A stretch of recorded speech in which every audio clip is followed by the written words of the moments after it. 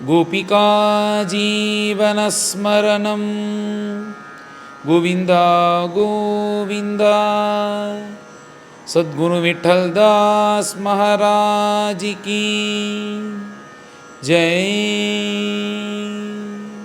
పరమ భాగవతోత్తముడు ఆత్మారాముడైన ప్రియవ్రతుడు ఆయన పుత్రుడైన ఆగ్నేయుడు ఇలాగ తన యొక్క రాజ్యాన్ని ద్వీపాన్ని 9 కుమారులకు 9 దేశములుగా విభజించి ఆయన తర్వాత పితృలోకానికి వెళ్ళాడు. ఇప్పుడు దాంట్లో ప్రధానంగా ఉండే మొదటి కుమారుడైన నాభి అతను ఇప్పుడు మనం జీవిస్తున్నాం కదా, దీనికి భారతదేశంని ఇప్పుడు పేరు అఖండ భారతం అని పేరు. కానీ ఆయన పరిపాలించేటప్పుడు దీనికి అజనాభం అని పేరు. ఈ అజనాభం అనేది భారతంగా తర్వాత మారుతుంది. ఆ కథ మనం వింటాము. ఇప్పుడు ఈ అజనాభం అనే ఈ దేశాన్ని ఈ నాభి పరిపాలన చేస్తూ వస్తున్నారు. అలాగ పరిపాలన చేస్తూ ఉండేటప్పుడు ఆయనకు సంతాన భాగ్యం కలగలేదు. అందుచేత ఋషులు ఋత్విక్కులు అక్కడుండే బ్రాహ్మణులు వాళ్ళ దగ్గర వెళ్ళి నమస్కరించి, నాకు శ్రేష్టమైన ఒక యాగాన్ని చేసి పెట్టండి, పరమ పవిత్రంగా యాగం అనేది జరగాలి, దాని ద్వారా నాకు సంతాన భాగ్యం అనేది కలగాలి అని ప్రార్థించిన వెంటనే ఈ సంతాన భాగ్యం కోసమనే వాళ్ళందరూ ఒక యాగాన్ని సంకల్పించుకున్నారు. ఆ యాగంలో ఏమిటంటే, ఈ యాగం పరమ పవిత్రంగా యాగం అనేది ఏర్పాటైంది. ఆ ఏర్పాట్లో యాగం చేసేటప్పుడు ప్రవర్గ్యం అనే ఒక కార్యం వస్తుంది. అదేమిటంటే, యజ్ఞపురుషుడైన భగవంతుని యొక్క తల శరీరం అనేది ఒక్కొక్క చోట ఉంటుంది మంత్రరూపంగా. వీళ్ళు మంత్రాన్ని చెప్పి దాన్ని 2 కలుపుతారు. అప్పుడు యజ్ఞపురుషుడుగా ఆ యాగంలో ఆ భగవంతుడు అనేవాడు ఆవిర్భవిస్తాడు అనేది మంత్రమూలంగా చేస్తారు. ఆ ప్రక్రియ, ఆ కర్మ చేసేటప్పుడు ఏమి ఆశ్చర్యం అంటే, ఇలా శిరస్సుని ఆ శరీరాన్ని కలిపేటప్పుడు ఆ యజ్ఞకుండం నుంచి సాక్షాత్ భగవంతుడే సాక్షాత్తుగా ఆవిర్భవించాడంట. దివ్యమైన పీతాంబరాన్ని ధరించి, దివ్యమైన నాభి ప్రదేశం, విస్తారమైన వక్షస్థలం, నేనే మహావిష్ణువు అని అందరికీ చూపించేదానికి ఆ స్థనంలో మహాలక్ష్మి, తర్వాత కంఠంలో కౌస్తుభం, శంఖం చక్ర గదాపద్మం చతుర్భుజంతో, అందమైన కంఠం, మందహాస ముఖంతో, అందమైన ముక్కు, విస్తారమైన కళ్ళు, తర్వాత విస్తారమైన పాలంలో కస్తూరి తిలకం, కిరీటం, మకర కుండలంతో ఇలా చతుర్భుజంతో భగవంతుడు ఇలా ఆవిర్భవించిన వెంటనే అందరికీ చాలా సంతోషం అంట. ఇలా భగవంతుని చూసిన వెంటనే ఋత్విక్కులందరూ వాళ్ళు హోమం చేస్తూ ఉండేవారు అలాగనే నిలిపేసి భగవంతునికి పైన నిలబడుకొని స్తోత్రం చేసేదానికి ప్రారంభిస్తున్నారు. సాధారణంగా మనం ప్రక్రియలన్నీ చేసేటప్పుడు అలాగనే నిలిపేసి రాకూడదు. ఏదైనా ఒకటి చెప్పి కొన్ని మంత్రాలు ఉన్నాయి, దాన్ని చెప్పి ముగించుకొని తర్వాతనే వ్యవహారం చేయాలి. అలాగే వదిలేసి రాకూడదు. ఇక్కడ వీళ్ళెందుకు ఇలా వదిలేసినారంటే, ఇప్పుడు వీటన్నిటినీ చేసి మనం ఎవరిని సంతోషపరుస్తాము? సాక్షాత్ భగవంతుడు కదా. భగవంతుడు సాధ్యమైన భగవంతుడు వచ్చిన తర్వాత ఈ సాధన ఎందుకు? అందుకోసం ఆ సాధ్యమైన భగవంతుని స్తోత్రం చేసేదే ముఖ్యమంటూ అందరూ లేచారంట. ఇప్పుడు మనం సముద్రం తరణించాలంటే దానికి ఒక పడవ కావాలి. ఆ పడవ అనేది సాధనం. ఆ సముద్ర తరణం అక్కడికి వెళ్ళి ఒడ్డు చేరుకునేది సాధ్యం. ఆ ఒడ్డుకు వెళ్ళి చేరిన తర్వాత ఎవరైనా పడవ కోసం చూస్తాడో, అలాగా సాధ్యమైన భగవంతుడు వచ్చిన తర్వాత సాధనంగా ఉండే యాగయజ్ఞముల కంటే భగవంతుడు ముఖ్యం కాబట్టి లేచి నిలబడుకొని భగవంతుని స్తోత్రం చేసేదానికి ఆ ఋత్విక్కులు ప్రారంభించారంట. వాళ్ళు ఏమిటంటే, ప్రభు నువ్వు ఎంత కృపాలు, మేమైనా మీరు రావాలి, మీరు ఇక్కడికి వచ్చి మాకు అనుగ్రహం చేయాలి అంత, అలాగంతా మేము యాగ సంకల్పం చేయలేదు. ఈ రాజుకి సంతాన భాగ్యం కలగాలి అంటూ మేము శ్రద్ధగా యాగం చేసేటప్పుడు మాకు అనుగ్రహం చేసేదానికి మీరు ఇక్కడికి వచ్చారు. అలాంటి మిమ్మల్ని మేము పూజించాము. మీకు ఏదైనా సమర్పించాలని మాకు తోచుతుంది, కానీ ఏ సమర్పణ మీకు చెయ్యాలని మాకు అర్థం కాలేదు. ఏదైనా మీకు లేకపోతేనే కదా దాన్ని సమర్పిస్తారు. మీరు ఉండేటంటు వల్లే కదా ఈ ప్రపంచంలో ఉండే అన్ని విషయాలు అదిగా ఉన్నాయి. అప్పుడు మీకు ఏమి సమర్పించాలి అని ఆలోచించేటప్పుడు మా పెద్దలందరూ చెప్పారు, ఇలాగ నువ్వు భగవంతుని కానీ చూసినావంటే నమో నమః నమో నమః అంటూ సాష్టాంగంగా మనస్ఫూర్తిగా నమస్కారం చేయి, అదే ఆయనకు నువ్వు సమర్పించేది అంటూ మా పెద్దలందరూ చెప్పారు. అలాంటి మీకు మేము నమస్కారం చేస్తున్నాము. మేము ఇంత కష్టపడి యాగం చేస్తున్నాం, ఎంత యాగం అంటే బాగా యాగములు చేసి ఈ యాగశాల అనేది నిర్మాణం చేసి దాంట్లో నెయ్యి ఇవన్నీ పెట్టుకొని ఈ పదార్థములన్నిటితో యాగం చేసి ఋగ్వేదంతో మిమ్మల్ని పిలిచి యజుర్వేదంతో హవిర్భాగం అనేది ఇచ్చి సామవేదంతో స్తోత్రం చేసి ఇలాగ మిమ్మల్ని సంతోషపరుస్తున్నాము. మీరు సంతోషిస్తున్నారు. కానీ మిమ్మల్ని సంతోషించాలంటే ఇంత కష్టపడాల్సిన అవసరం లేదు. తులసికా దూర్వాంకురైరపి సంభృతయా సపర్యయా కిల పరమ పరితుష్యసి అంటారు. నేరుగా భగవంతుని యొక్క సన్నిధికి వెళ్ళి ఒక తీర్థం, ఒక ఉద్ధరణి జలం, ఒక తులసి దళం తీసుకొని వచ్చి భగవంతుని యొక్క చరణారవిందంలో పెట్టి కృష్ణా అని 2 కన్నీరు కారిస్తే చాలంట. ఈ యాగంలో ఎంత సంతోషపడతారో భగవంతుడు దాంట్లో కూడా అంత సంతోషపడతాడు. అలాంటి పరమ కరుణామూర్తి అయిన మీరు మిమ్మల్ని స్తోత్రం చేయాలి అంటే ఈ రోజు నుంచి ప్రారంభించినామంటే అది స్తోత్రం చేసేదానికి వీలవుతుందా? అంత గొప్ప మహాత్ములు మీరు. అలాంటి మీరు మాకు అనుగ్రహం చేసేదానికి మీరుగానే వచ్చారు. ఇప్పుడు మీరు వచ్చినారు కదా, మీరు వచ్చినందువల్ల మేము యాగం చేసినాము, మీరు మాకు అనుగ్రహం చేస్తున్నారనేది సత్యం కాదు. మీరు యాగం చేసినందువల్ల రాలేదు. అప్పుడు ఈ యాగం అనేది మీకు విలువగా అయిపోతుంది. అలా కాకుండా మీరు మా పైన పెట్టిన కృప వల్లే వచ్చినారని మాకు తెలుస్తుంది. ఎందుకంటే అందరూ చేసే యాగంలో మీరు ఆవిర్భావం అవుతున్నారా? అవటం లేదు కదా. కానీ మాకు పైన పెట్టిన కృప వల్ల మీరు వచ్చినారు.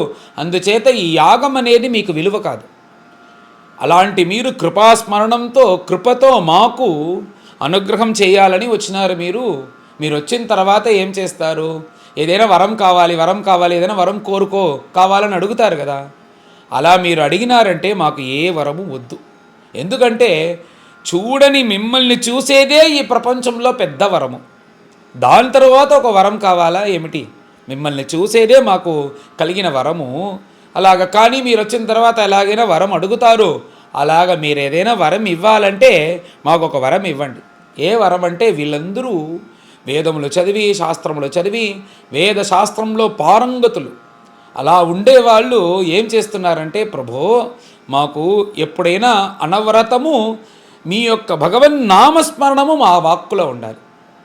ఎప్పుడైతే ఉండాలి అంటే సాధారణంగా ఉండేటప్పుడు మేము చెప్పేస్తాము, మాకు మా వశంలో ఉండదు. చూడండి మా మనస్సు ఎప్పుడైనా కింద పడిపోయేటప్పుడు, లేకపోతే మనకు కష్టం వచ్చేటప్పుడు, ఆవలించేటప్పుడు, ఇలా మనము తుమ్మేటప్పుడు, దగ్గేటప్పుడు, లేకపోతే ఏదైనా కష్టం వచ్చేటప్పుడు, మన చివరి కాలం అందుగా అంతిమ కాలం, ఈ అన్ని సమయంలోనూ మనస్సు మాకు స్వాధీనం లేని సమయంలో మా వాక్కులో భగవన్నామం వచ్చేలాగా మీరు అనుగ్రహం చేయాలి. ఎందుకంటే జన్మలాభ పరపుంసాం అంతే నారాయణ స్మృతి అని అన్నారు కదా.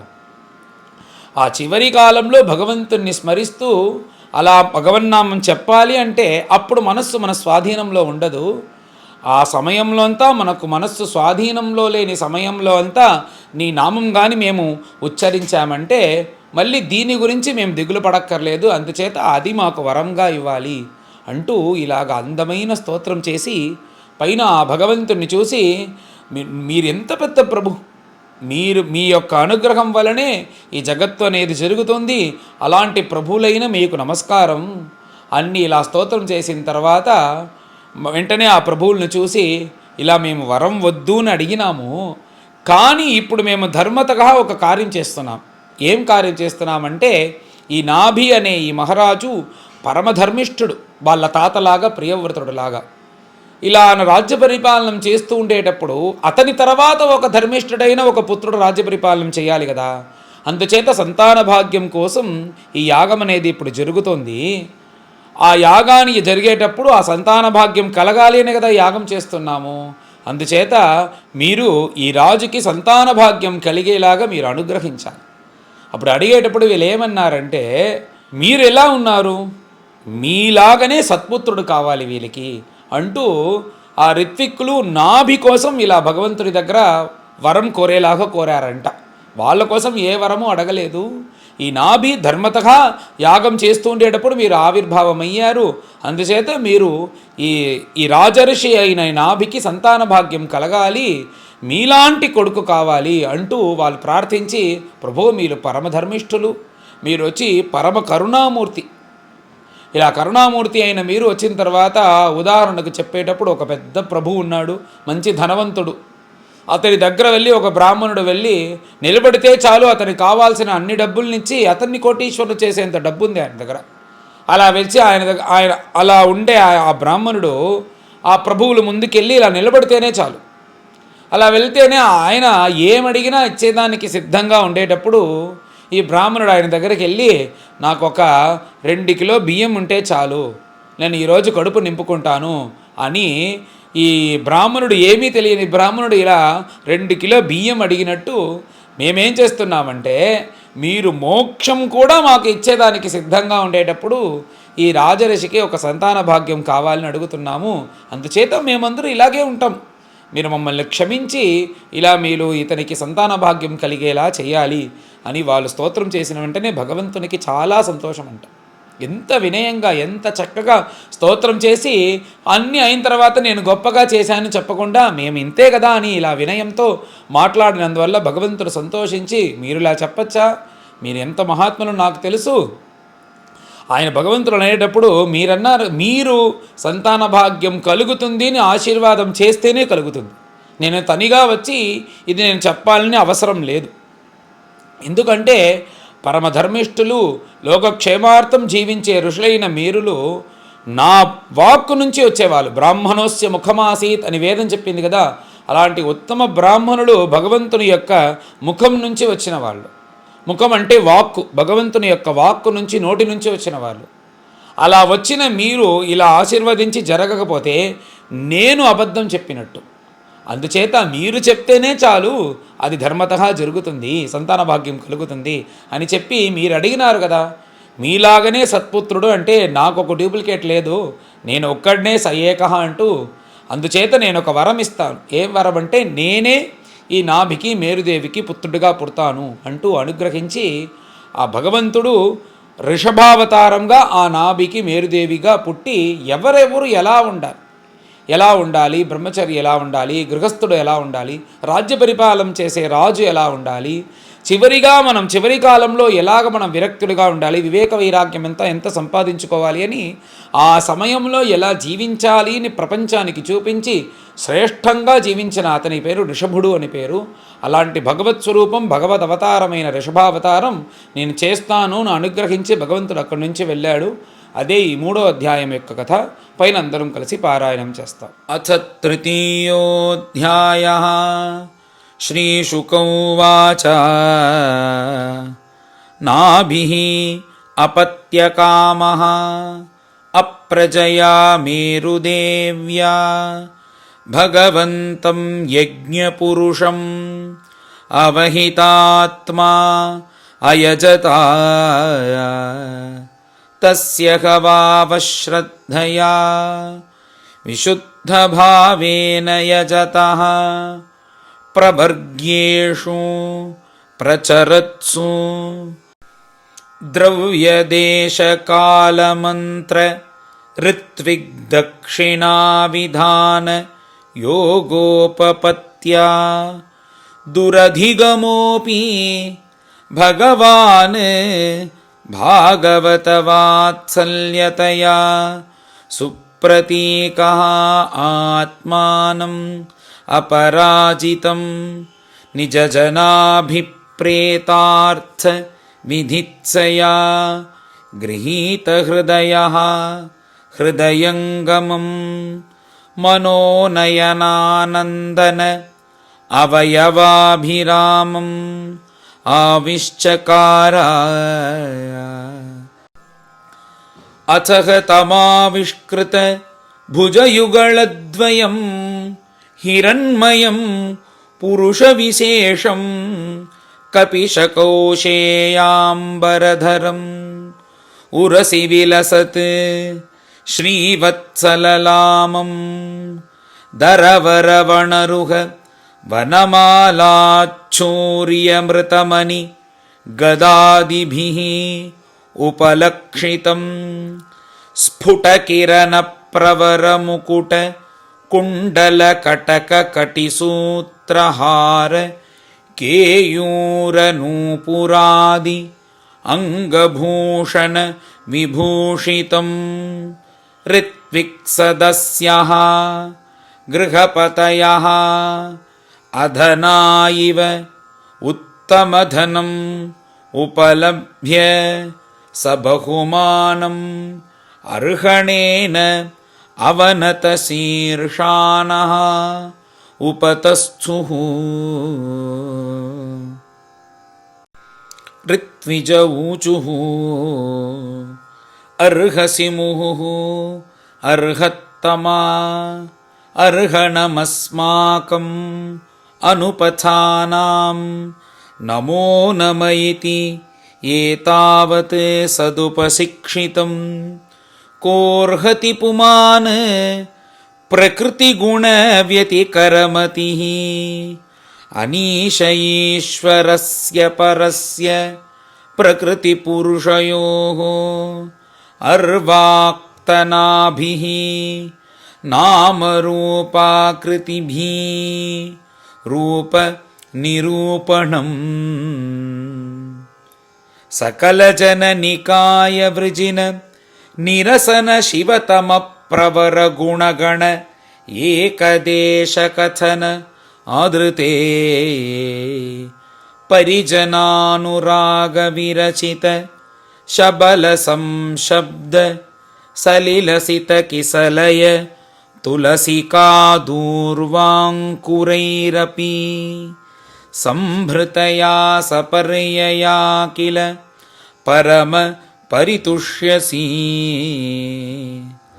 अथानयापि न भवतः इज्यया उरुभारभरया समुचितमर्थमिह उपलभामहे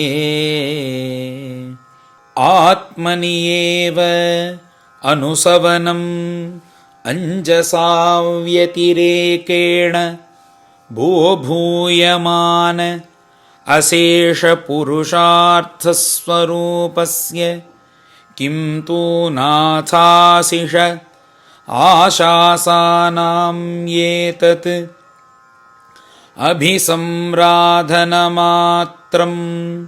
भवितुम् अर्हति तद्यथा बालिशानां स्वयम् आत्मनः श्रेयः परमविदुषां परमपुरुष प्रकर्षकरुणया स्वमहिमानं च अपवर्गाख्यम् उपकल्पयिष्यन् स्वयं नापचित एव इतरवत् इहोपलक्षितः अथायमेव वरः अर्हत्तमा यर्हि बर्हिषि राजर्षेः वरदर्षभः भवान् निजपुरुषेक्षणविषय आसीत् असङ्गनिशित ज्ञानानलविधूत अशेषमलानां भवत्स्वभावानाम् आत्मारामाणां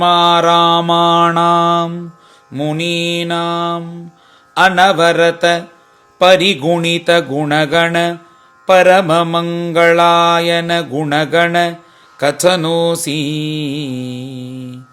अथ कथञ्चित् स्खलन क्षुत्पतन जृम्भन दुरवस्थानादिषु विवशानां नः स्मरणाय ज्वरमरणदशायामपि सकलकश्मलनिरसनानि तव गुणकृतनामधेयानि वचनगोचराणि भवन्तु। किञ्चायं राजर्षिः अपत्यकामः प्रजां भवादृशीम् आशासानः ईश्वरमाशिषां स्वर्गापवर्गयोरपि भवन्तम् उपधावति प्रजायामर्थप्रदानाय प्रत्ययः धनदमिव अधनः फलीकरणम् को वा इह ते अपराजितः अपराजितया मायया अनवसित पदव्यानावृतमतिः विषयविषरयानावृतप्रकृतिः अनुपासित महच्चरणः यदुघवावतव पुनः अदभ्रकर्तरिह समाहूतः तत्रार्थधियाम् मन्दानां नः तद्यत् देवहेळनं देवदेवार्हसि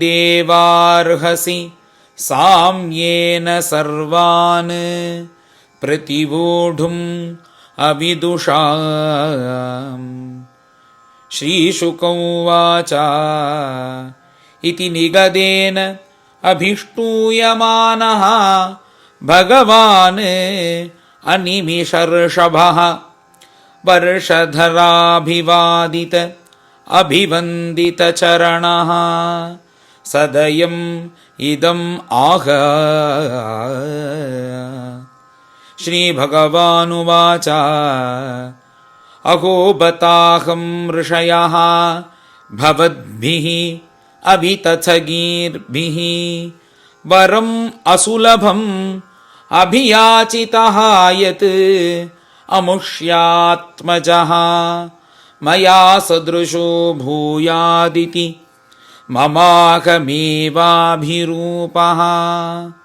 कैवल्यात् अथापि ब्रह्मवादः न मृषा भवितुमर्हति ममैव हि मुखं यत् द्विजदेवकुलम् तत आग्निध्रीये अंशकलया अवतरिष्यामि आत्मतुल्यम् अनुपलभमानः श्रीशुक उवाच इति निशामयन्त्या मेरुदेव्याः पतिम् अभिधाय अन्तर्दधे भगवान् बर्हिषि तस्मिन्नेव विष्णुदत्त भगवान् परमर्षिभिः प्रसादितः नाभेः प्रियचिकीर्षया तदवरोधायने मेरुदेव्यां धर्मान् दर्शयितु कामः वातरशनानां श्रमणानां ऋषीणाम् ऊर्ध्वमन्थिनां शुक्लया तनुवा अवततारा श्रीहरये नमः इति श्रीमद्भागवते महापुराणे पंचमस्कन्धे नाभिचरिते ऋषभावतारो नाम तृतीयोऽध्यायः। गोपिका जीवनस्मरणं गोविन्द गोविन्द। सद्गुरु विठ्ठल दास महाराज की जय।